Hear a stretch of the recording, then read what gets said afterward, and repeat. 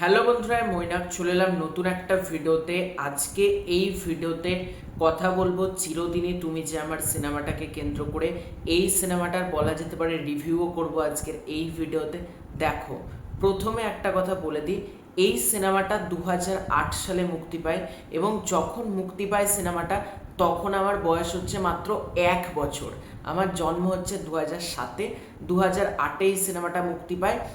তাই আমি তখন তো সিনেমা হলে সিনেমাটা দেখতে পারিনি, অনেক পরে আমি সিনেমাটা দেখেছিলাম, টিভিতে দেখেছিলাম, তাও ওই ঝাপসা স্মৃতি আমার মনে নেই।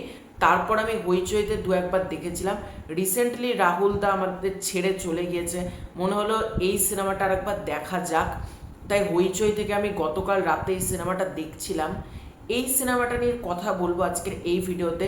রাহুল প্রিয়াঙ্কা জুটির সিনেমা কেমন লাগলো আমাকে যদি এক লাইনে বলো না, এই সিনেমাটা হচ্ছে একটা কাল্ট সিনেমা।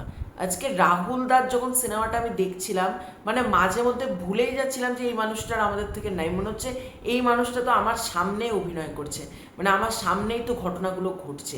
দেখো, গল্প নিয়ে আলাদা করে ডিসকাস করার কোনো কিছু নেই, কিন্তু এই ছবিটা আমার এখন আক্ষেপ লাগছে যে আমি কেন সিনেমা হলে দেখতে যেতে পারিনি। মানে সেটা কোনোভাবে সম্ভবও ছিল না। আমার বয়স 1 বছর, আমি কিভাবে যাব সিনেমা হলে, এটাও তো ভাবতে হবে। তো সিনেমাটা তখন সিনেমা হলে আমি দেখতে পারিনি।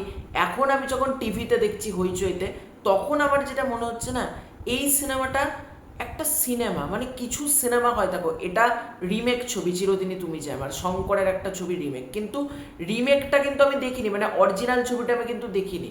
তাই এই ছবিটা আমার কাছে ততটাই ভালো লাগছে এবং এই ছবিটার মধ্যে একটা সোল রয়েছে, মানে একটা আত্মা রয়েছে ছবিটার মধ্যে। ছবিটার মধ্যে মানে চিরদিনই তুমি যে আমার, তোমরা যখন দেখবে, দেখো তোমাদের প্রত্যেকেরই দেখা ছবি, আমি জাস্ট আলোচনা করছি। প্রথম থেকে শেষ ফ্রেম পর্যন্ত তোমাদের চোখ সরবে না, মানে একটা মিনিটও তুমি ভাববে না ফোন খোঁচায়, বা একটা মিনিটও তুমি বাইরে বেরোতে পারবে না। ছবিটা দেখার সময় তোমার এতটা ছবিটা তোমাকে হুক করে রাখবে, মানে এইটার ম্যাজিক, মানে এই সিনেমার ম্যাজিকই হচ্ছে তোমাকে হুক করে নেবে। এবং ইয়ং জেনারেশনের লাভ, একটা ম্যাচিওর লাভ, ইম্যাচিওর লাভ, মানে এই ব্যাপারটা, ইম্যাচিওর লাভ হচ্ছে কতটা সমাজে হচ্ছে এবং সমাজকে যেভাবে দেখিয়েছে গল্পটার মধ্যে, ইটস আ আনবিটেবল। শুধুমাত্র রাহুল প্রিয়াঙ্কার কথা বলবো না, অরিত্র খুব ছোট বাচ্চার চরিত্রে অভিনয় করেছে, মানে খুবই ছোট অরিত্রকে আমার বেশ ভালো লেগেছে ছবিটার মধ্যে। ছবিতে রুদ্রনীল ঘোষের কথা বলতে হবে। দেখো, রুদ্রনীল ঘোষ পলিটিক্যাল কথা সেটা আমি বলেছি, সেটা আলাদা ব্যাপার, কিন্তু অ্যাজ রুদ্রনীল ঘোষ অ্যাক্টার তিনি কিন্তু দারুণ একজন অভিনেতা। তো তার অভিনয় এই সিনেমাতে কিন্তু দারুণ। এছাড়াও সাপোর্টিং যারা যারা রয়েছে প্রত্যেকে নিজের নিজের জায়গা থেকে এতটা সুন্দর। আর এই ছবিটা চিরদিনই তুমি যে আমার ক্ষেত্রেটা মানে বলতেই হবে, এই ছবির হচ্ছে গান। এই গানগুলো এখন এই ছবিটাকে কিন্তু মানে রেলিভেন্ট করে রেখেছে। এই গানগুলো কখনো না কখনো আমরা শুনি, হয় বিয়ে বাড়িতে গেলে গান বাজছে, নয়তো পুজোতে গান বাজছে, না যেখানে যাচ্ছি এই গানগুলো কিন্তু বাজে। বাতাসে গুনগুন, পিয়ারে পিয়ারে, সেই জুবিন গার্গও আমাদের মাঝে নেই, রাহুল দাও আমাদের থেকে চলে গেল। কি আশ্চর্য লাগছে যখন সিনেমাটা দেখছি, মানে চোখের জল ধরে রাখতে পারছি না এমন সিনগুলো। আর গানগুলো যখন আসছে, বাতাসে গুনগুন, উলালা, মানে তারপর দেবদার যে গানটা রয়েছে প্যান্টে তালি, ওই ক্যামিও যেটা রয়েছে দেবদার, মানে এতটা ভালো লাগলো আমার ছবিটা দেখে। এবং শেষ দৃশ্যটা যেখানে রাহুল দা পাগল হয়ে যাচ্ছে পল্লবীকে খুঁজে, মানে পল্লবীর তো বিয়ে হয়ে গেছে, মোটর সাইকেলে ক্রস করছে এবং এই যে বুকে পল্লবী আর ওই যে পাগলের অভিনয়, এখান থেকে প্রমাণ করে রাহুল দা কত বড় মাপের একজন অভিনেতা। আমি ছিল শব্দটা ব্যবহার করব না, তিনি আজও চিরদিনই আমাদের মধ্যে তিনি বিরাজ করবেন। এই জন্য ছবিটা আমার দেখতে বসা। এবং এই ছবিটা, এটা একটা ছবি, মানে পুরনো ছবি হলেও আজ থেকে 10 বছর পরেও যদি ছবিটা দেখো না, তোমাদের এতটাই ভালো লাগবে।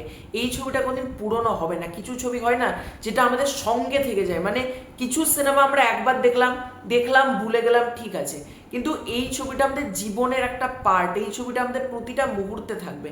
এবং রাজ চক্রবর্তী যেভাবে রাহুল প্রিয়াঙ্কাকে প্রেজেন্ট করেছিল, বিশেষ করে রাহুল দাকে যেরকম লাগছে, একটা ইয়ং ছেলে, ইয়ং লাভ স্টোরি, সেই প্রেমের, দেখো এখন রাহুল দা যে ওয়েব সিরিজ চরিত্র করছে, সেখান থেকে চিরদিনই মানে তুমি যে আমার সম্পূর্ণ 360 ডিগ্রি ঘুরে যায় একটা মানে জিনিস কিন্তু।